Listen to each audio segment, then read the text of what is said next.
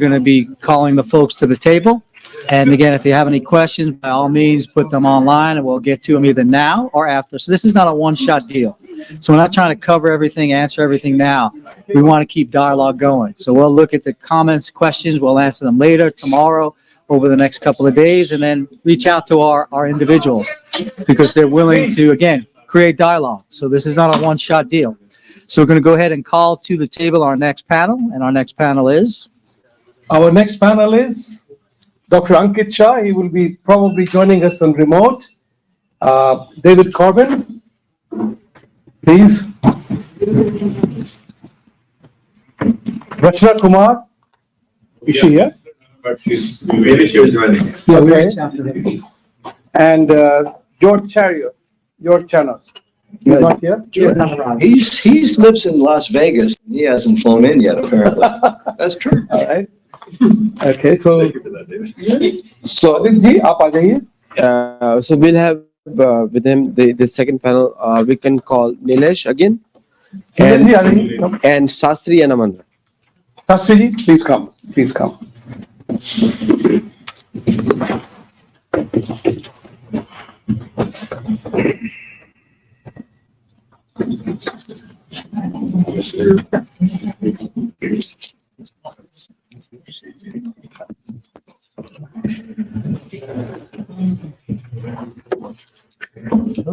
Welcome back to the second panel conversation today.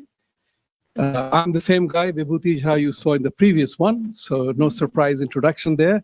But we have two more new people and Nilesh on this panel. We talk about Ankit is live. So Dr. Ankit Shah is live from India and Ahmedabad to be precise. A very vocal young man, and what you call when we talk about truth, Sattology event here, we talk about truth. In our culture, we have a very nice sentence called Satyameva Jayate, which means truth must win. Truth will triumph. And I always end my shows by saying, Satyameva Jayate, let the truth triumph. And incidentally, that maverick young man, Vivek Ramaswamy, has chosen truth as his key word. He says, we can handle the truth. And in a previous panel, there was a conversation about politeness, political correctness. And I must share this with you because this is important. About more than 12 or 15 years ago, I was part of a study group in Manhattan. And we came to a conclusion that America can never be taken lightly. It's a great country. Everything is positive. But what could ruin this country, and this conversation was more than 15 years ago, is the political divide between the two political parties and political correctness that has seeped into our American culture. Because in that process, truth became the victim. And that's where we are at. So in this subject matter, we will carry on with our conversation with modern economics. And what is Sanatana economics? Why do we Indians talk about Sanatana economics? What exactly is it? Is it a thing in confusion or is it a thing of clarity? And that's what is important for us to understand. And I'll tell you this from my personal experience. When I came to this country in 1991, my job was, one of the primary essential responsibilities was to convey the message of liberalization to this country to attract investments in India. And that was a time when I began to figure out that, oh my God, our virtues are not known to anybody. So this word Sanatan, not many people know, and not many Indians are clear about it. So to talk about this subject matter, I have greatest pleasure of welcoming these three panelists here. So please share your thoughts. Bring about the equanimity, balance, or equivalence, or differences between what is Sanatan and what is modern economics, because we all want to live happily ever after. Nilesh, I will ask you to go ahead first with that. Okay. Thank you, Vibhuti. In the Sanatana tradition, let's start with the Sanatana. What does Sanatana means, and people will give different definitions. Isn't that what those of you who are born into a Hindu faith struggle with when somebody asks you, so please explain me what is Hinduism? And those who are not born into it, when you encounter a Hindu, let's say, and you ask, what is Hinduism? And the person is like totally baffled to respond to that question. We get different answers, and that's perfectly fine, because these are different facets of the word. Sanatana itself literally means like eternal, ever, in that sense. The eternal is a good translation. But a very ancient commentator of etymology, the Sanskrit etymology, which is the meaning of the word, they're understanding it. He defines Sanatana in a very beautiful way. He says Sanatana, okay, Sanatana means Nitya Nutanaha, the one that is always fresh, but is capable of keeping itself fresh. It demands keeping itself fresh. It insists on keeping itself fresh, which means with changing times, it's willing to change. Okay, that's one. And in terms of economics, like in terms of what is the definition, see, we hear these different words. What is being knowledgeable, or what is being virtuous? And we see a long list in Arifji mentioned Bhagavad Gita, like study of Bhagavad Gita, but it will say Abhayam, Sattva, Savashuddhir, Jnana, Yoga, Vyavasthiti, Danam, Damascha, Karmascha, Swadhyaya, Stopa, Arjavam. I'm just saying this Sanskrit to impress you guys. Okay. Okay. It's working. Thank you. The one word I want to pick from that is a dana, and I'll mention that, and I'll close my comments in this first round. So dana means giving. Okay, giving. And what's the purpose of giving? And in the economic sense, it says two things. So first, in order to give, you have to have it. That's number one. And that's the purpose of life. So in a cultural sense, or in a even a religious sense, there is no controversy, or there is no conflict between earning. So for example, Vaisheshika Sutra, a Darshana Shastra, just like a science, it says Yato Abhyudaya Nishreyasa Siddhi Sadharma. What is dharma? What dharma, not in the sense of religion, but what is doing all the efforts, doing appropriate things to achieve prosperity, abhyudaya. But it also adds, in the next round, I'll mention why it adds the other one, abhyudaya nishreyasa, and the ultimate good. It splits that prosperity, but also the ultimate good. And it's not saying both things are the same thing. And Shankaracharya, the great exponent of Hinduism in the last 2000 years, he says that dana, what is the purpose of dana? It's just not like a charity is actually a wrong translation of dana. Okay, it's not like you are doing because you are getting something. Well, that eventually happens at a mental level, it happens. But he gives a definition: Yatha Shakti Samvibhaga Iti Dana. To the best of your ability, attempt is made to have a society is a dana. And I think economics should be focused on that. Yes, Dan means that, and I have with me, we have the pleasure of listening to, and I hope we are able to hear him, Dr. Ankit Shah, a young PhD student, doctor, PhD. He's in India, is a very strong man with very strong convictions. And, he and I are friends, despite our 100 years of age difference.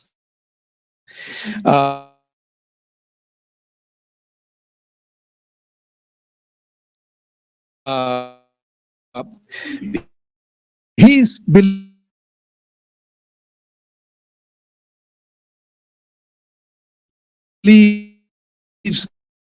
that the era has arrived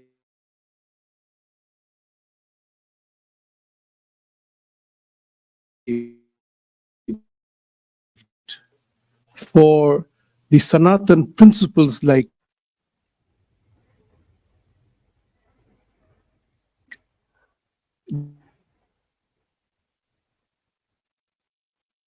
Vibhuti ji, am I audible?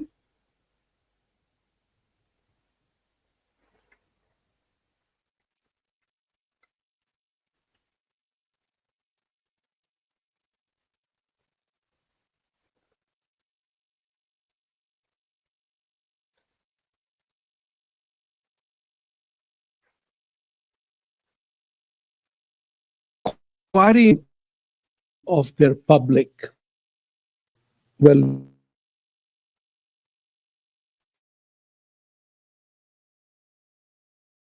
being of the.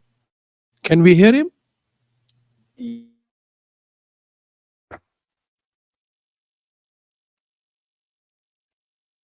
Am I audible, Vibhuti ji? Yes, we can hear you. Us, is it? Okay. So, can I begin? Vibhuti ji? Can I begin?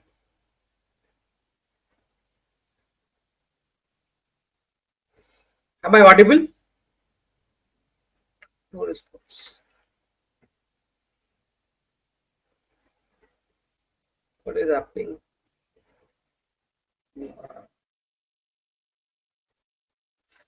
Am I audible?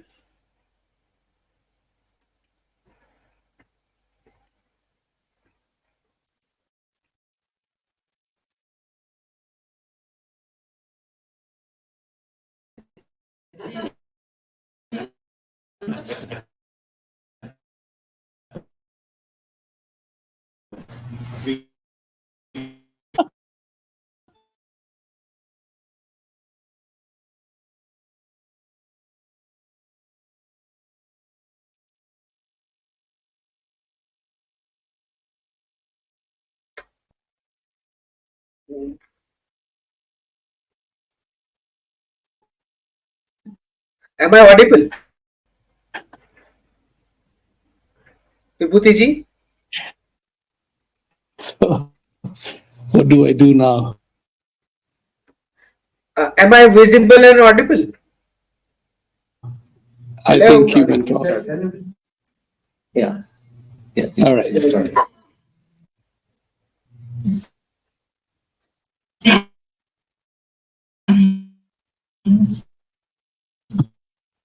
Hello? To err is human, to foul things up, you need a computer. So we succeed both. He's speaking, let him speak. Don't say. Am I audible?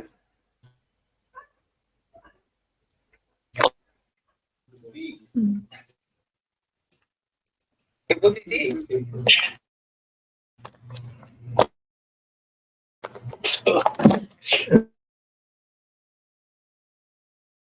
Mhm. Skip away because Hello? we are missing his. Yeah. But we'll continue with the conversation here. Vibhuti ji, I am audible?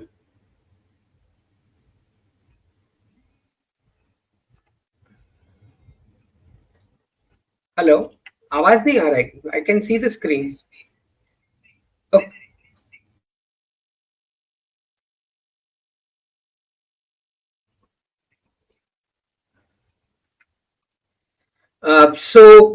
we are seeing a re-emergence of Sanatan economics back. I mean, the whole cycle of last 400 years of single country reserve currency is now coming to an end. So when we see the effects of Adam Smith's capitalism, if you see, it has managed to give us 60% divorce rates, loneliness ministries, hyper consumerism, and prescription drug lifestyle. Whereas Karl Marx communism has managed to give us 60% slave population, state control, freebies politics, and aimless crowds with a void of trust and direction required for a living civilization to continue. So, why is it that only two economic models of foreign origin, that is capitalism and communism, and do not mention the word family even once in their theories? So, even a small kid can tell you that every single economic decision is a family decision and by default carries repercussions for the entire family unit. So one should not be surprised that the family structure is in crisis in the West and other parts of the world, including China, with an aging population, divorces, and falling birth rates. So capitalism bases itself on individual as the smallest unit of economics, and to the supporters of this model, world is a market where 1% population has 90% of the entire per capita accumulated in its pocket, whereas 27% of the population is taking loans to buy food. So profits are at the core of this action with a job model for life, and whether you may or not. Whereas communism bases itself on the aimless crowd being the smallest unit of economics, where to the supporters of this model, the pride of identity, history, origin, or religion is all opium, and only the mob objectives of forced equality with a massive state control is what they believe in. So both the models follow a one life belief of consumption and vanishing from the planet with zero sense of furthering the civilization or the culture. Whereas Sanatana economics bases itself on a family unit as the smallest unit of economics. And you understand that the whole wealth of the world, the wealth of nations pass on only by inheritance with the family unit intact. Now, the problem with the Western models is that they deployed women as a temporary GDP unit of labor just to get the numbers for temporary GDP in their fertile years, which is why the entire Western models have lost the birth rates worldwide. So this we need to dig up the ancient India model, which was, I mean, before Adam Smith came into being, brought up with his, this idea of division of benefit of division of labor. If I am to give you an example, there are 14 different families making 14 different designs of shirts. Now, in that model of family unit entrepreneurship, there was never any kind of, because we were using the barter model where one family unit or a community unit would exchange an end product or an end service with another family unit which will produce an end unit or a service. So Adam Smith comes up from nowhere and says, let's finish off 13 designs from the market and let me employ 13 families as jobbers, and I'll steal the entire savings of these 14 families and make it as my capital and pocket the entire profit of the country. So all these Western models, including the indexes, are now collapsing, particularly because these are exploitation of the few over the masses, which is why I say Sanatana economics, where family unit entrepreneurship is something which we need to come back to. Now we understand the Chinese economy, even them with a single child policy. I mean, Deng Xiaoping came in 1979 to President Carter. In exchange of technology, he had to impose single child policy in China. So China also itself is heading towards a massive crisis from 2029 onwards, with about 40 million men without any women to marry, 4 grandparents, 2 parents, and only one guy earning money, and that guy is not going to get a woman to marry. So you can understand the kind of social and economic collapse this Western model of one life consumption is going to bring China as well. So the Japanese economy has lost the birth rates. The American economy is losing the birth rates. The Russian economy has lost the birth rates. All these countries are aging, and with the excuse of not having birth rates, they are bringing in illegals from all across the world, and then you are going to find the massive crusades coming very soon in the next or this decade in the European Union among the clashes of the two religions. So I do believe that we need to bring back humanity to a Sanatana economics model where the family unit is kept intact, where the cycle of money is not coming from a printing machine from a central bank, but it is coming from the savings of the family unit, which means that whenever crisis knocks, the kids are going to come home because they won't be able to pay their EMIs, and the parents have to see to it that they don't take social benefits from the state and rely on their children in their post-retirement life. So I think this endless printing of currency, which facilitated this kind of replacement of family members' roles of a husband, of a father, of a son, and that is now going to come to an end with the end of the single country reserve currency format, which means I'm seeing a massive financial reset from around 2025 onwards after the UK elections. So this entire freebies which is printed, I mean, if you can just make a chart from 1971 onwards, you will realize that the entire per capita and GDP of the West is directly printed from the printing machine of the central banks, exploiting the reserve currency format which these countries enjoy. And I think that cycle is going to come to an end with this de-dollarization process kicking in. So de-dollarization is also going to be decolonization. It is also going to be de-radicalization, and it is also going to be de-communism and de-missionarization, because a lot many of protest and color revolution and conversion activities funded all across the world directly from the printing machine of the central banks of the West. So I do believe that not just that the family institution being destroyed in the West, but all the sectors which were entrepreneurship oriented, be it manufacturing, farming, food processing, logistics, precious metals, and defense, are going to come up. And with this de-dollarization wave, the services sector is going to take a huge hit all across the world, because this job model, the British classroom format, is going to collapse because it was based on the single country reserve currency formula, which means that the services sector is going to take a massive hit, which means that the families will have to come back to the same savings model once this endless printing machine stops.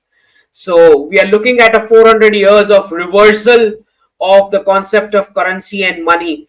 And I will not be surprised by next year BRICS, Putin as the president, coming up with a declaration of the end of a unipolar reserve currency formula world to a multipolar, multi-currency basket currency of trade. So I think this is where we are heading towards.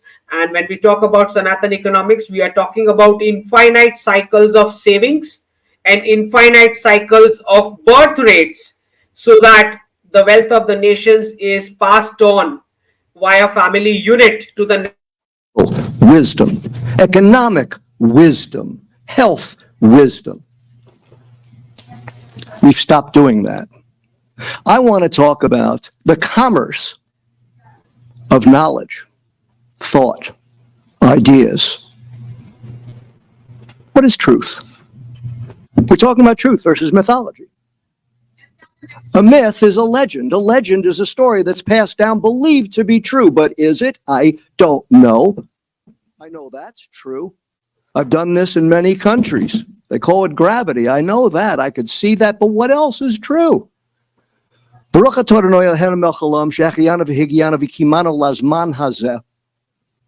an ancient Hebrew prayer. Praise be the Lord, to whom our praise is due, who gives us life, sustains our life, and enables us to reach this season.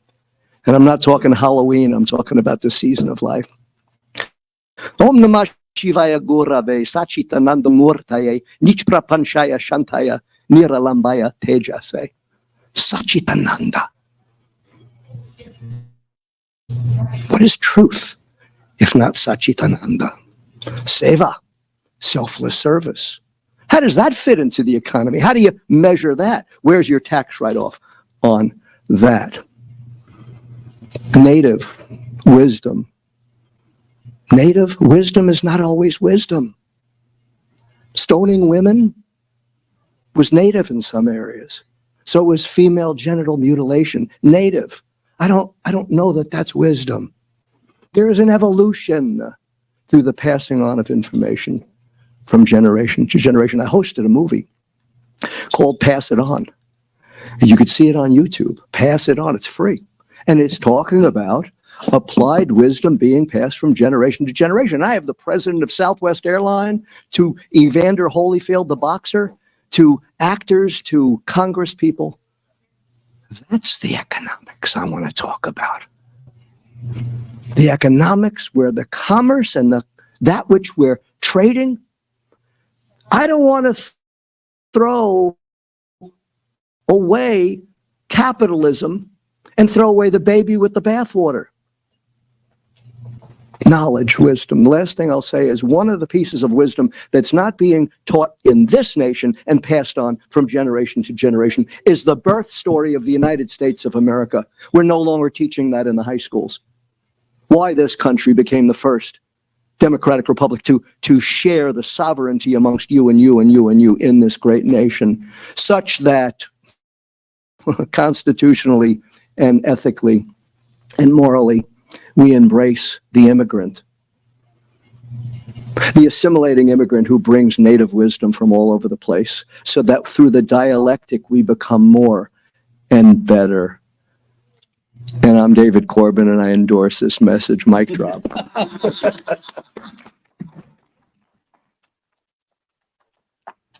That was so amazing. Difficult to beat that. Not a competition. Just the humor part of it. Yes.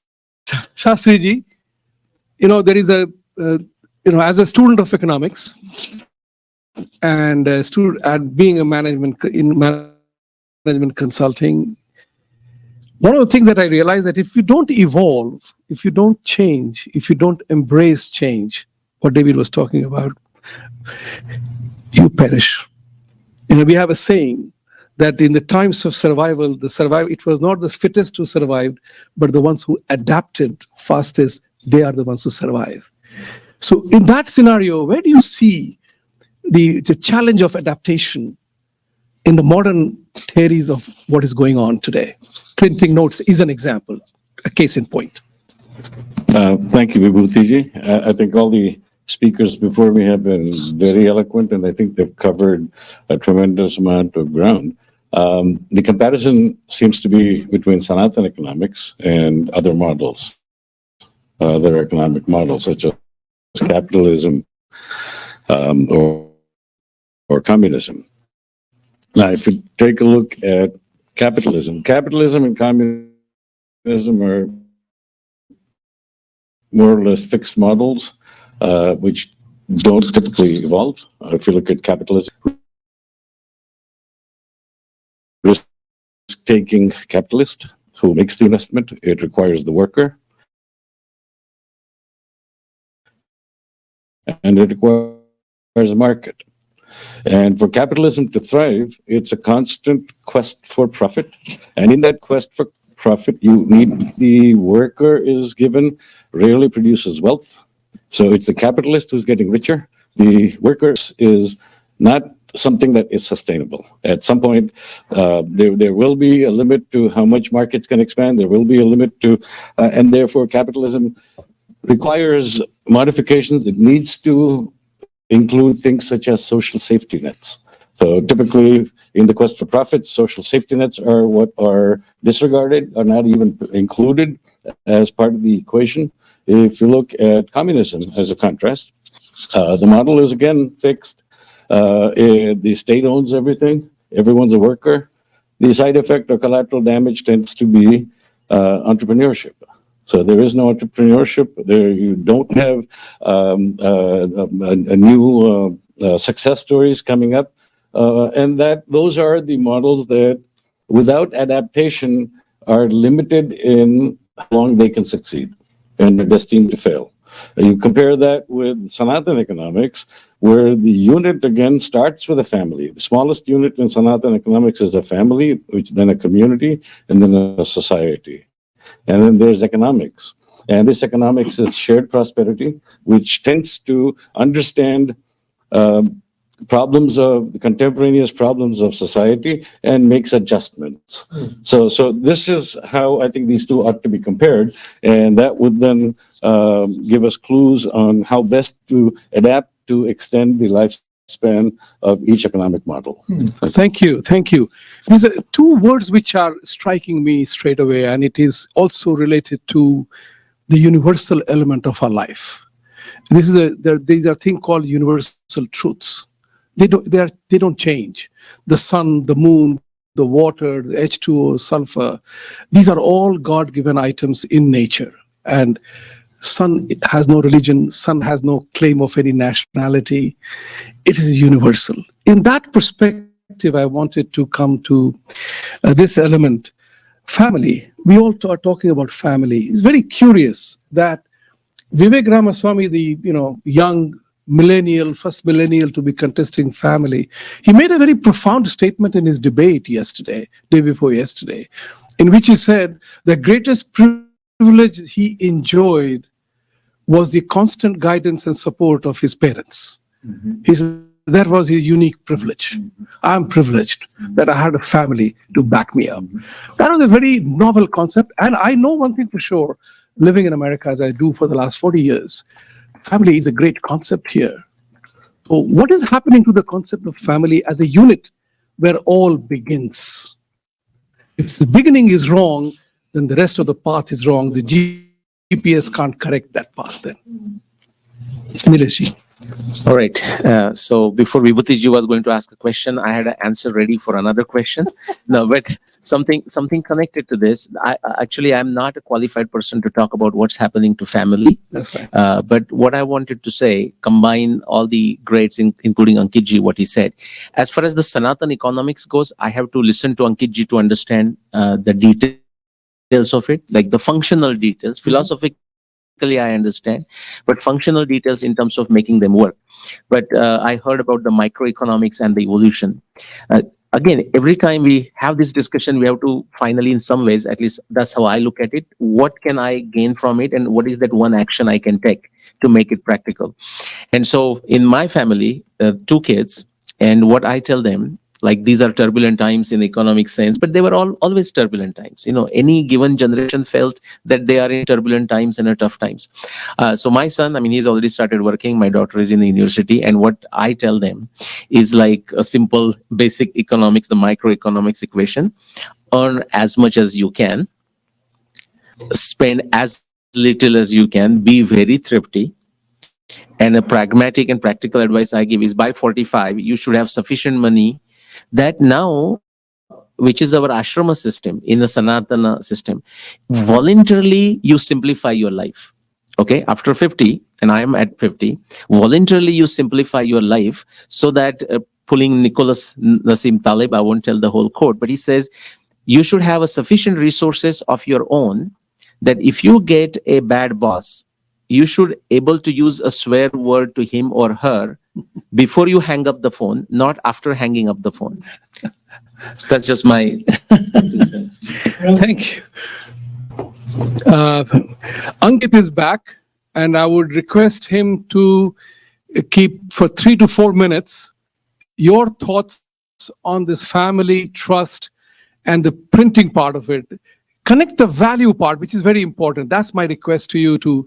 My inquiry is with you. How do you connect the values thing? Because values is one thing which is systematically vanishing from our conversation and style today. Sure.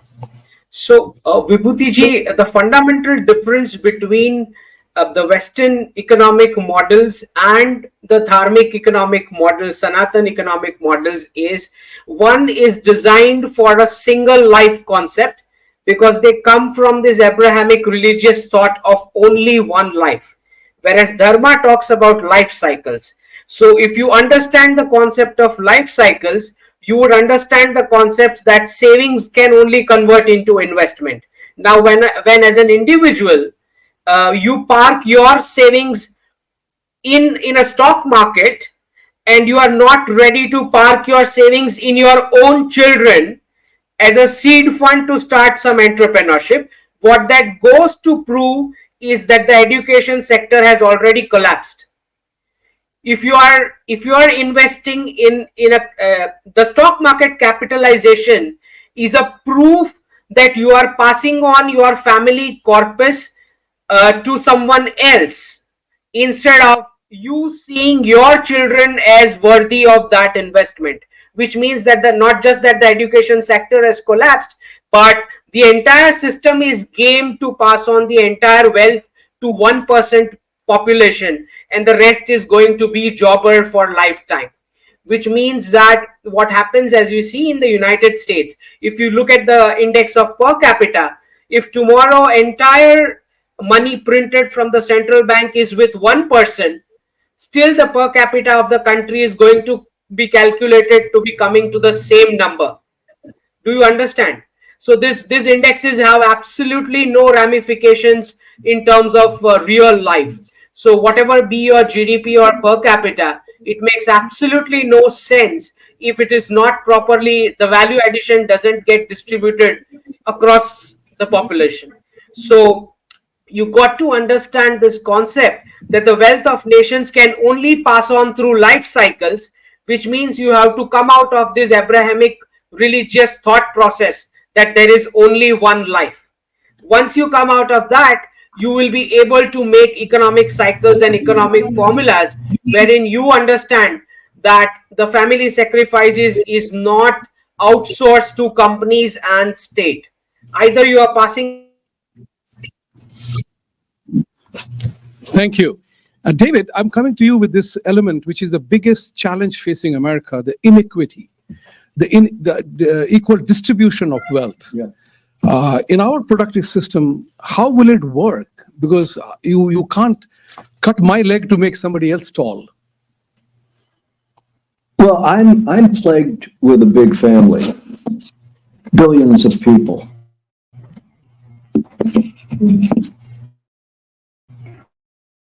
There's no boundary. But that's not just where my family resides. My family is big, and I feel a connection to them.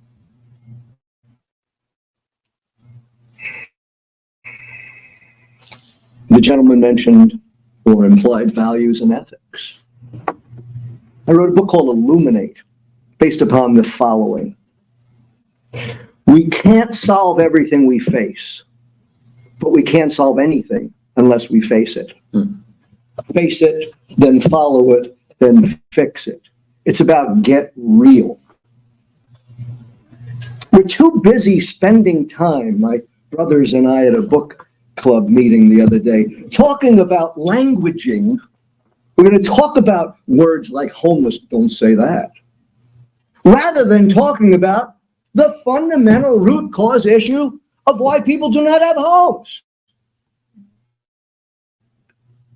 It's a bunch of crap.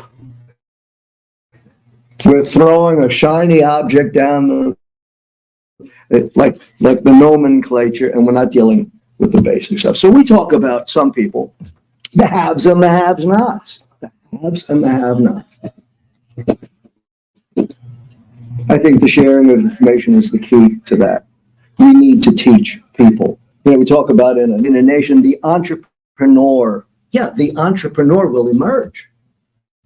I won't give names, but when I was in Cuba, because I love cigars, and I got a tour, and the tour guide living in a communist nation realized that the people there were getting paid X amount of dollars per month, 20 kook. The rollers, the best rollers in the world, the Matisse, they're given 20 cigars. Well, they don't want the cigars, they want money, but they have no way to sell it. So what did my friend do? He has connection and interface because he's a guide to sell them. And then he bought them for $4. They tripled their income. And he sells them to me for 15, and I'm getting an $80, $90 cigar for 15 bucks. That's pretty cool. That's the entrepreneur living in a nation of oppression. You know why? Because he's hungry. He's hungry. He's hungry to better for his family, which then expands to the bigger family. Values, faith, these words, Sachitananda, so that I am you, Soham Hamsa. I am that I am, and that connection. So I think economics, the microeconomics happens at the cellular level. And it could have to do with endorphins, norepinephrine, and acetylcholinesterase with the synapses that says, I want more. And in order to have more, I've got to be more. And I'm going to grow and develop myself. I'm going to go to workshops. I'm going to go to places. I'm going to go to places like Sattology. The key, well, another immutable truth like gravity, etc., is that as you build yourself, you build your opportunities. And when you build yourself, when you close gaps, when you get serious, I did a TED talk about this. When you get naked with yourself and ask your life or your business or whatever, what do you need from me?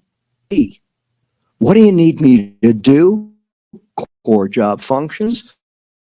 Who do you need me to be? Qualities and characteristics. Then you get naked with yourself and you rate yourself and yay, cha-ching.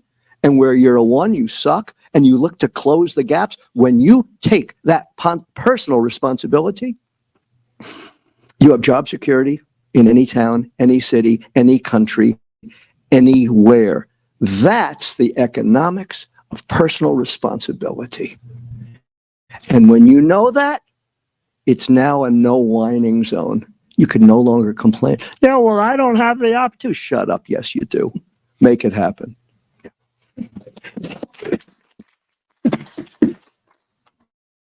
You took the word, which is my favorite word, responsibility. Everything that happens to you, you are responsible for it. The moment you take that thing in your control, that yes, whatever happened to me, I was responsible for it, your life becomes multiple times better. Because then you will not let crap happen to you. That's what is important. When we begin to play the blame game, oh, he did it, she did it, I'm here because Aditya asked me and he forced me on the plane. No, I came here by choice. So once you begin, and you accepted that as a choice. Only because he got my children kidnapped. And you let that happen. That's right. So coming to that part, you gave a very nice education to your children in economics. Maximize your potential. That is one of the key elements of humanity, as I call it, but element of Sanatana principles. Do the best that you can in the area that you are best at. Not everybody can be Michael Jordan or Kobe Bryant. Not everybody can be, Tiger Woods for that matter, or Derek Jeter for that matter. Rotate these successful examples one spot, and you have a failed Michael Jordan playing cricket or failed Kobe Bryant trying his luck at baseball. Go figure it out. But you also said, spend only what you can, save maximum. But that contradicts to the modern way of life of leveraging. You leverage your potential.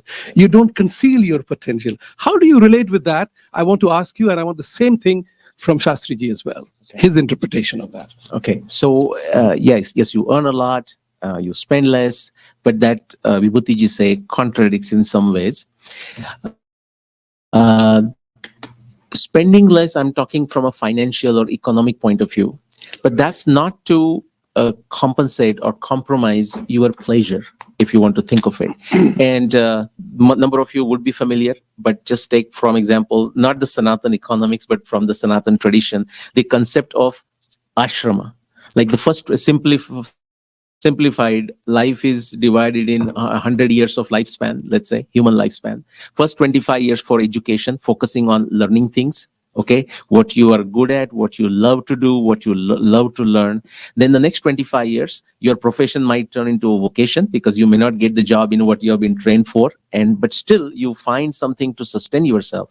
But a time comes, which is the grahastha, like a family life. But after that is a vanaprastha, which is, think of this in a modern context as a mentoring, as opposed to being a CEO of a company. Now you are a mentor, you are a coach, and taking that role. Now, the role of a mentor or role of a coach is not any less than being actually at the center of the action.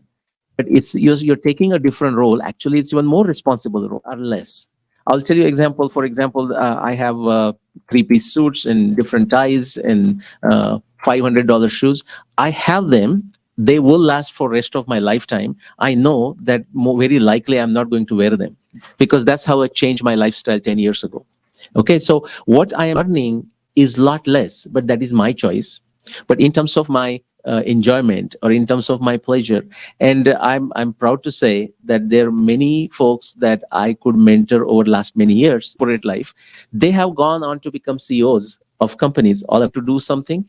They will say, hey, here is some modification I'm making. What are your thoughts? And there is no discussion, although if I ask for it, I will get it. There is no discussion of, and by the way, what's the compensation you want for this advice? So I give the advice because that's what I conscious. So money wise, it's a different equation, but in terms of satisfaction, I would not trade anything where All I right. am. Thank you. Thank you. Nasriji, you go ahead on this. Very nicely summarized, Nileshji.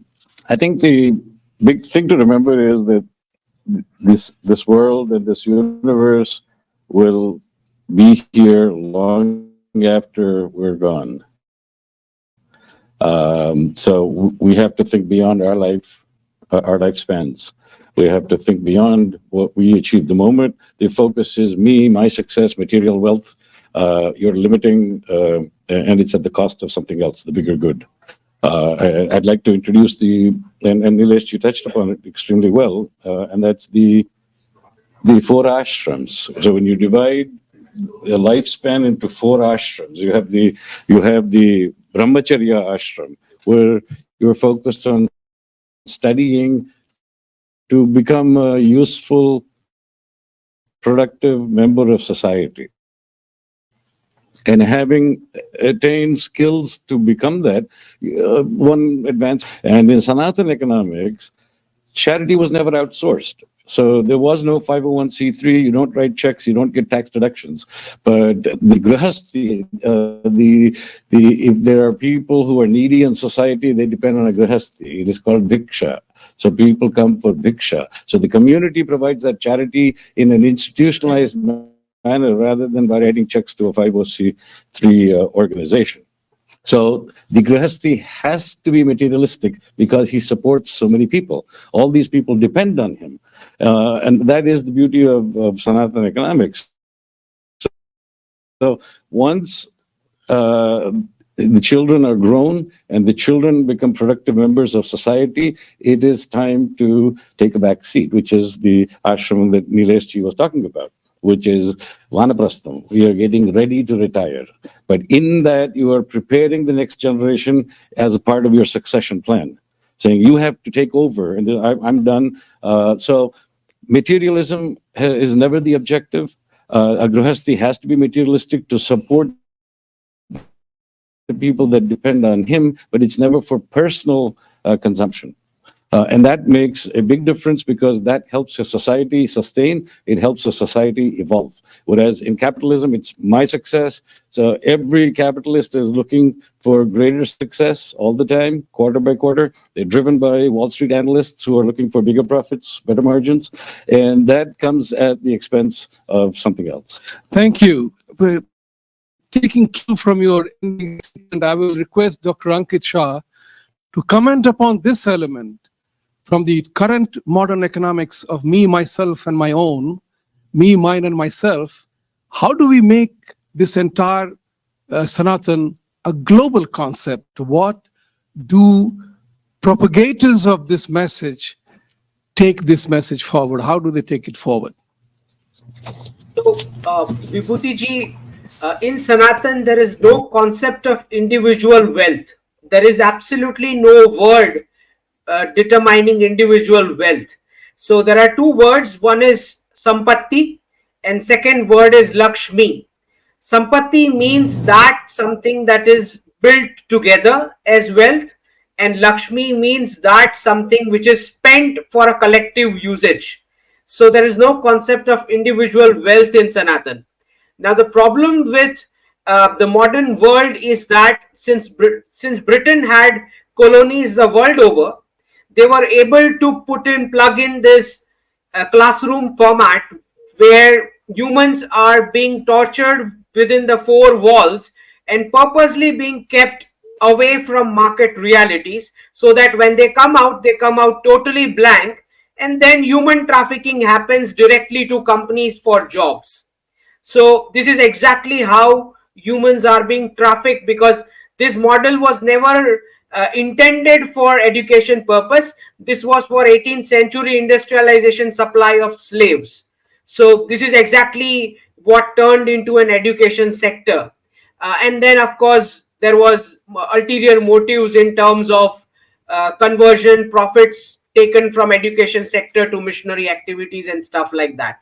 So we got to understand that we need reform from the education sector itself, which is that once this single country reserve currency format falls, you will see a lot many of question marks on the education sector being raised, that if there are no jobs numbers to justify how we are going to plug in human beings in those four walls for 15 long years away from market realities. So these teachers, I mean, what these teachers are doing for 15 years with the students when they themselves cannot make money outside in the market. So it's a plan of human trafficking for into jobs. That's what has happened. And this was a British colonial agenda of converting the entire society into jobbers and accumulating the wealth in the hands of few.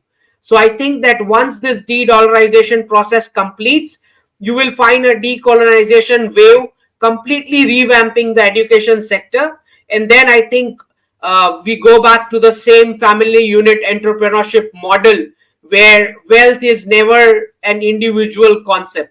It's a concept of Sampatti and Lakshmi, which means that you are building it together and you are putting it to a collective usage. Heading towards the next session, but I wanted to seek out two questions from the audience to anyone. Ajakia ji. Economics is not my subject, but Question is universal. personal economy is everyone's subject. I have seen that in our South Asian culture, or you call it Sanatana economy, it's a very difficult individual economy. A man or woman comes into practical life. He has so many responsibilities. I won't call it burden, but responsibilities. बहन की शादी करनी है. Care about, there are people now, elders who are being abused in centers, assisted living centers here in the United States. They're being abused. A system that doesn't have enough people for them. They're getting bed sores. It's sickening. And their children are alive. Seek and you shall find. If you want to care for the ethics and the morals, I agree and disagree. I understand this, the etymology and the root cause of many problems and issues, including one of the most heinous crimes, which is human trafficking, certainly. But can it work in the South? It's not a Southeast Asian model. It's a human model that's been going on forever. Grandparents lived in the darn cage with the parents and the children. Now we're putting our parents out into cages that are ill-prepared economically and ethically to take care of them. So can it work? Hell yeah, it can work. It starts with responsibility, values, and the like. Absent values, look, hello, this is a scalpel. In the hands of a surgeon, it's a good thing. In the hands of a gang member, it's a bad thing. Hello, this is artificial intelligence. In the hands of a teacher trying to assess 30 kids' essays in the English class in New York, it's a good thing. In the hands of avaricious marketers, fast food companies and pharmaceutical companies who know us better than we know ourselves, selling us stuff we don't need. In the hands of consumerism,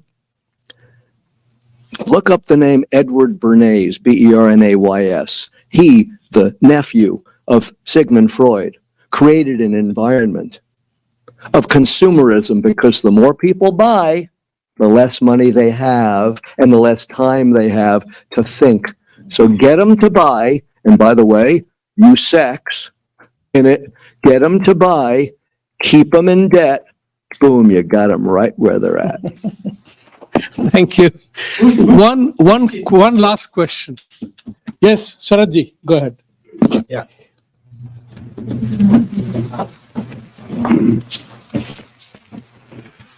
So thank you.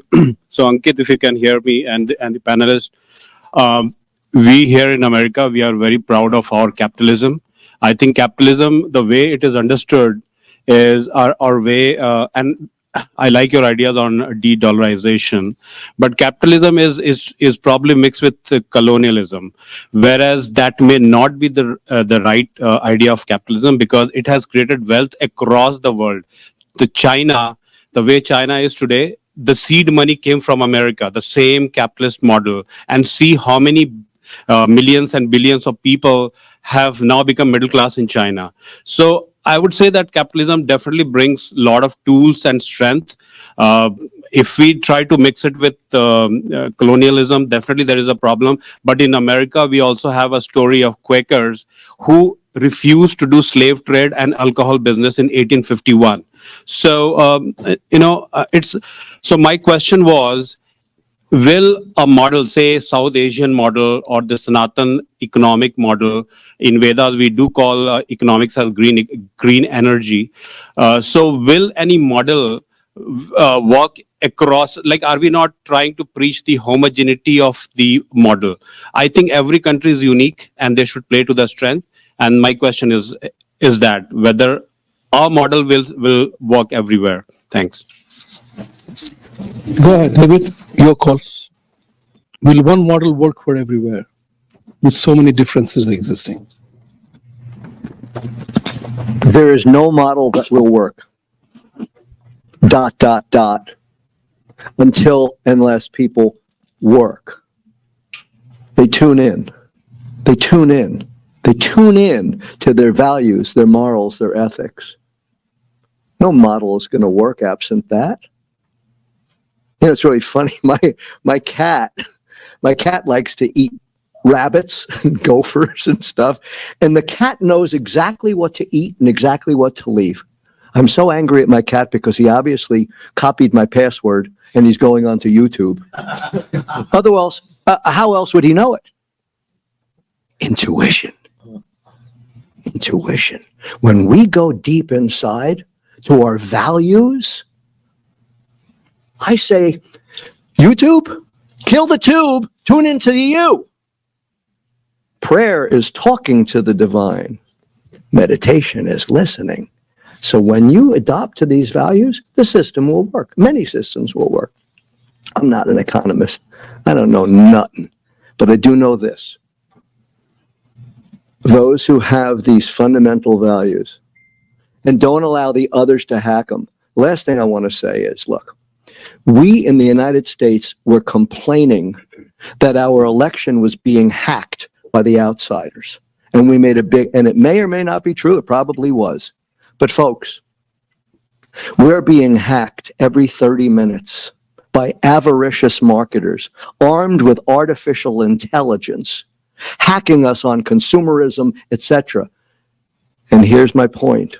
Unless you're hacking yourself to your highest values, morals, and ethics, you're letting them hack you. You're giving away your keys to the kingdom. We have free will, not when we're being hacked by artificial intelligence. If you want to have free will, hack yourself on a regular basis.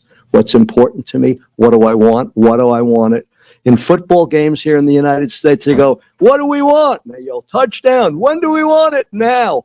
But we're not saying, what do we want? And when do we want it?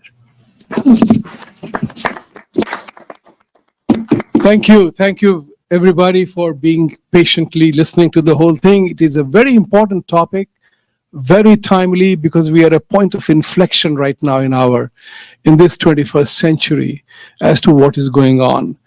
1991, when we came here, we used to pay $3.50 for a minute of a call to India. Now we do video, audio, conference, live, digital for free. We are living in a different era. That's why adjustment is key to success in life. And what model will work is very important. The value thing which David has been emphasizing on is something that we talk about too. Build your skill sets, because God has given each one of us our own skill sets. We are good at something. We may not be a Michael Jordan in everything, but you are best at doing something. Figure that out. Build your skills around that and drive it with your value systems. That's what makes you successful. Job you will always get, from flipping a burger to working for Apple. you will get a job. But once you're able to establish those three things, then you get a life. With these words, I'll say thank you very much. The next panel is welcome. Thank you very much. Thank you all the panelists here. Thank you. Thank you. So we'll stay back for launching Pandit Kota Venkachalam's book, Sastri and Amandra. He's translating those books. He was a saint 400 years back, and he's launching the book. So everyone can stay back and people can come forward, all the authors, and we can collectively launch his books. The lunch will be served outside the hall. We also want to invite Rachana Kumar to come and launch this book, and she's the dean of Alliant University, and she's the one who's helped us organize this event in the campus. Can you put the camera on the Alliant University here? Okay, thank you. All right.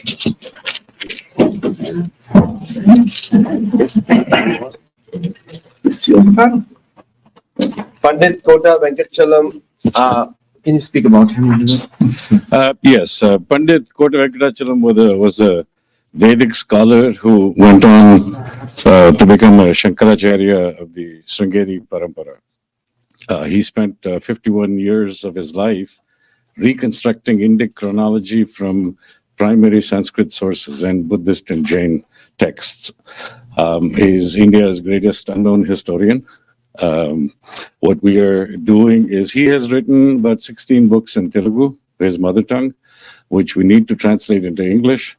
He has written 11 books in English, which we are publishing right now. We have 6 books available today. I have just completed proofreading of the 7th and sent it to the publisher. I'm working on proofreading the 8th book right now. This covers Indian chronology from 3138 BC, which he claims is the date of the Mahabharata war, to 1193, from which point Indian history is well documented. The reason this was necessary was because the officers of the East India Company, as a subjugating force or a power in India, distorted Indian history so that it would fit a biblical timeline. And they could not accept dates that were older than 4004 BC. So the history that you see in textbooks in India today is distorted history, distorted by the officers of the East India Company. And so there was a need to reconstruct Indian chronology from primary sources, and that is what Pandit Kota Venkachalam spent 51 years of his life and personal resources doing. And these books have been out of print for more than 70 years, and we are now trying to publish them as a set. We are done with 6 out of 11 and 5 to go. Hopefully by the new year, the entire set should be available. Thank you. Thank you.